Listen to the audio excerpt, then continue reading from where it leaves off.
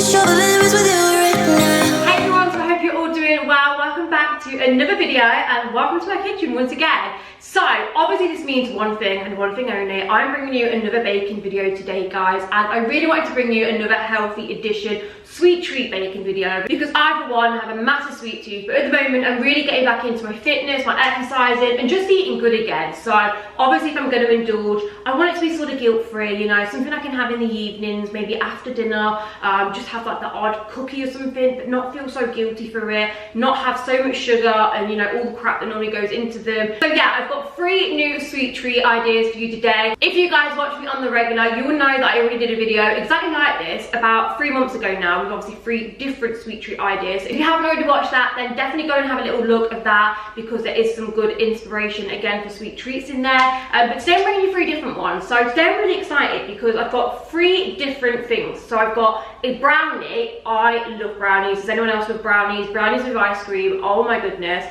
But obviously a healthy brownie. So it's around about 130 calories, it's made with sweet potato. Honestly, I saw this on Pinterest and I just had to try it. I've also got a protein cookie. Now I've been having this protein cookie for like the last 2-3 months. So it's tried and tested. I absolutely love it. It's one of my favorite recipes, my go-to. And that's about 100 something calories as well. So again, low on the calories. And then the final thing I'm going to be showing you how to do today is a banana and peanut butter muffin. So obviously it's a healthy muffin. So with all of these things, you have to bear in mind that they're healthy. They're not going to taste like the full fat, original, sugary version. So yeah, just bear that in mind when you make these things, guys, because you can't obviously expect it to taste as good as the original. But they do come pretty close and they are definite good substitutes for the original thing, and they definitely curb them sweet cravings in my opinion. So anyway, I'm not going to ramble in this intro, but please do give this video a big thumbs up if you do enjoy this sort of content and want to see more. Maybe I could do a free healthy lunch or dinner ideas. Let me know if you'd like to see that. Please excuse the sort of paler face today. It is just because I have got concealer and bronzer on with a bit of mascara and lippy and that. But no, like it's obviously more minimal and toned down for me. Anyway, I'm going to shut up and get straight onto the video. So if you want to see some healthier sweet treat dessert options, then please continue watching.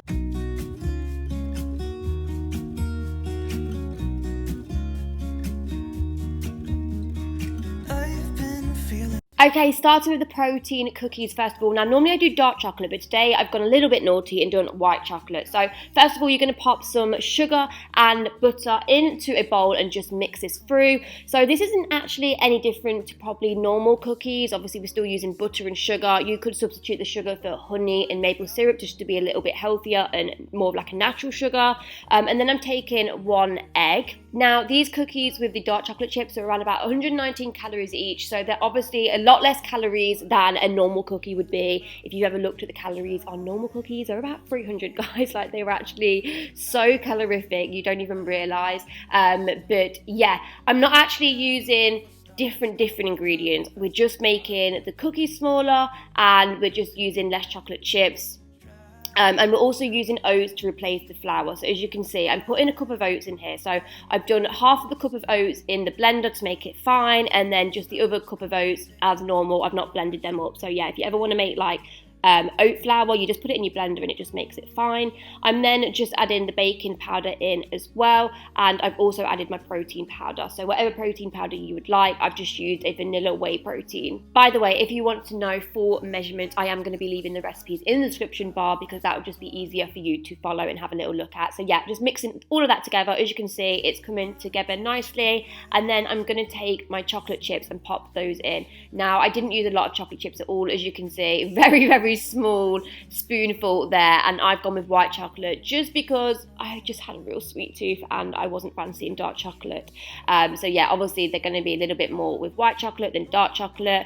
Then you're going to pop them on your baking tray. So this should make 8. But as my baking tray isn't that big and they do spread a little in the oven, I'm just popping 6 on here and just leaving the remainder of the mixture in the bowl. You don't need massive big dollops of this either because they do spread quite a bit. So yeah, just be mindful of that, because when you put them on the baking tray, you might think, oh my god, they look small, they're not going to be that big, but you will see in the after that they do sort of spread a little. And then just taking a couple of white chocolate chips and just pressing these into the top just for like decoration, and they look nice when they come out.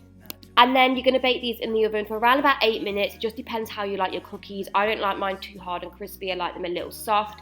And this is what they look like. Honestly, these are unreal. They are so, so good. Let me know if you try them. But yeah, these are my absolute faves.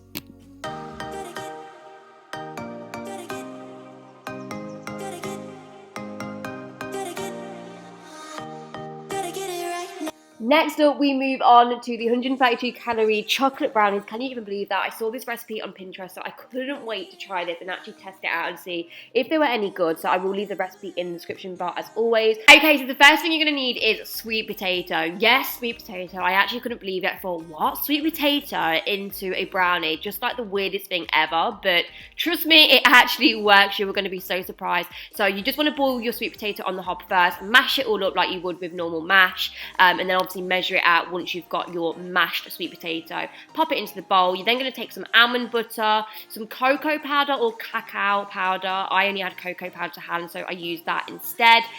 You're then going to add some sugar in. Now, it's supposed to be coconut sugar, but again, lockdown, sort of pandemic problems, I couldn't get coconut sugar, so I just simply used light brown sugar instead, so it might add the calories up slightly by doing that. You're then going to take some baking powder and some vanilla extract, and then I'm also just popping in some plain flour. Again, there was a different flour on the recipe, but I didn't actually have that and couldn't get hold of it, so I've just used plain flour. So my brownies might be a little bit more in calories. I will work it out and leave the calories on the screen just so you know in case you do try it this way. You then just want to mix all of that together and it will sort of form a batter. And then you're going to want to take some chocolate chips. Now, I actually took a mixture of dark and a few white just for good measure because honestly, I'm not really a big fan of dark chocolate, so I just wanted just a couple of white chocolate ones in there. Again, I feel like white chocolate will probably add the calories up just a little bit. Oh, another thing I just wanted to quickly note is I actually added a bit of extra flour in. When I was reading the recipe comments, people were saying that they were quite gooey, and I didn't want them like overly gooey. So the guy did say to make them less gooey to add a little bit more flour. So I did do that, but obviously it's entirely up to you. Just read the recipe and the notes. You're then going to put it into a tin. Now, I actually didn't have the smaller tin that you needed for this, so I didn't go all the way to the edge, as you will see. But yeah, you then just want to lay it in like that, put a couple of chocolate chips again on the top and pop that in the oven, and then this is how they will come out. Honestly, so insane. These taste so good, especially warm with a little bit of ice cream, like protein ice cream, obviously to be good. But yeah, really recommend these.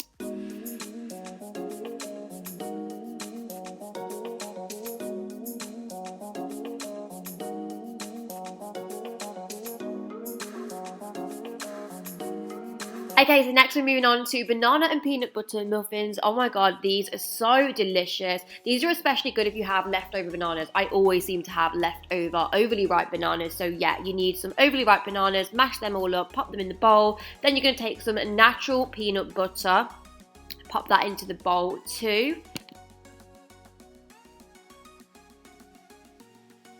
Then you're going to take some honey and pop this into the bowl. I will leave all the full measurements and details for this recipe in the description bar again, as per usual. Then simply taking 2 large eggs and cracking these both into the bowl. Be careful you don't get any shell. I feel like I'm sort of getting a bit of an expert at cracking eggs now. I'm so proud of myself. Then you're going to take some vanilla extract and pop this in. And then the final ingredient is just a little bit of Oatly milk. You can use whatever milk you would like. Again, like I said, I will leave all the ingredients in the description bar, and then you're just going to give that a real good mix together.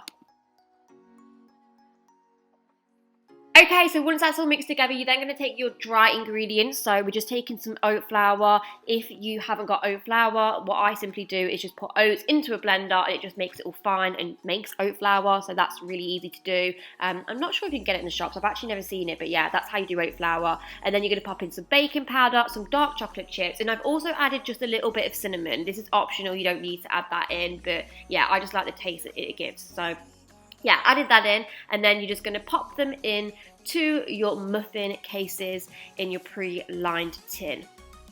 So you want to fill them fairly full, about 3/4 of the way, as you can see. And then once you've filled all of your muffin cases up, you're then just going to sprinkle a few dark chocolate chips on top. Again, this just gives it that really nice finish.